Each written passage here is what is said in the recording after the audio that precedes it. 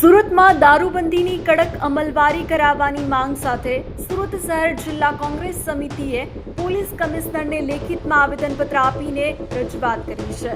તો બીજી તરફ સુરતમાં કોંગ્રેસના નેતા અને પૂર્વ ધારાસભ્ય પ્રતાપ દુધાતે ગુજરાતમાં વકરી રહેલા નશાના કારોબારને લઈને ગંભીર પ્રેસ કોન્ફરન્સ સંબોધી હતી. તેમણે છેલ્લા 7 દિવસથી ચર્ચામાં રહેલા નશાના મુદ્દાને ઉઠાવ્યો હતો અને સરકાર તથા પોલીસ તંત્ર પર આકરા પ્રહારો કર્યા હતા.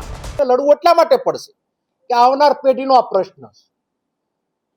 આપના મારફત સત્તાધારી પાર્ટીને પૂછવા માંગુ છું કે જો તમે અમારી આ વાતમાં સહમત ના હો કે હો એ તમારો મામલો છે.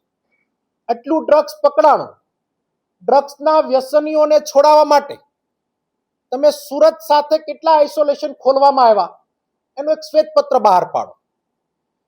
દારૂના બુટલેગરો પોલીસ ઇલેક્શનો ટાઈમે દારૂની ગાડીઓ ભરીને જાય, આવા પણ કિસ્સાઓ મીડિયામાં આવ્યા છે. ત્યારે મીડિયામાં મિત્રોનો પણ આભાર માનશું કે આ ઝુંબેશની અંદર ખૂબ સારો સહકાર આપ્યો છે. આ લડાઈ એન્ડ સુધીની લડવામાં આવશે.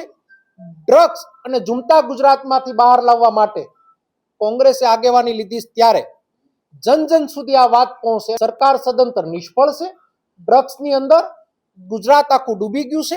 સુરતની સાથે અમદાવાદ એક રેવ પાર્ટીઓના તો કિસ્સાઓ સાંભળ્યા, પણ ગામડાઓ સુધી ડ્રગ્સ આવી ગયું છે. ગામડાની ગલીઓ સુધી ઇન્જેક્શનો આવી ગયા છે, એમડી ડ્રગ્સો આવી ગયા છે. ત્યારે આ વિષય ખૂબ ગંભીર છે. ત્યારે પોલીસ એની જવાબદારી નિભાવે. પોલીસ લાજવાની જગ્યાએ ગાજવાનું બંધ કરે અને અમુક જે સરકારના એજન્ટો બન્યા છે, મીડિયા મારફત કહેવા માંગુ છું કે સત્તા આજ છે કાલે નથી. ઇતિહાસમાં જાઓ તો દેશના ગૃહમંત્રી એટલે કે દેશના ગૃહપ્રધાન અહીંયાના ગૃહમંત્રી હતા ત્યારે ખોટા કામોની અંદર સાબરમતીમાં કેટલી પોલીસ ગઈ એનો પણ ઇતિહાસ તપાસી લેજો. આ વાત એટલા માટે કરું છું કે તમે ખાખી વર્દીમાં દબાવવાનો પ્રયત્ન કરવા માંગતા હો તો તમારા કંઈક એડ્રેસમાં ભૂલ થાય છે, તમારી કંઈક મિસ્ટેક થાય છે. તમે ગુંડાઓને પકડો, તમે અસામાજિક તત્વોને પકડો, તમે ડ્રગ્સ માફિયાઓને પકડો, તમે બુટલેગરોને પકડો, બધાને જેલ હવાલે કરો. અમે તમારું સન્માન કરવા આવશું.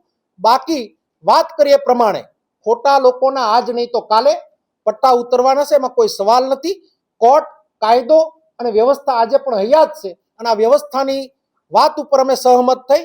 જ્યાં કાયદાકીય લડત પણ લડવી પડશે, આવનાર દિવસોમાં લડશું અને જ્યાં પણ અમને લાગશે ત્યાં જનતા રેડ પણ કરશું. ધન્યવાદ.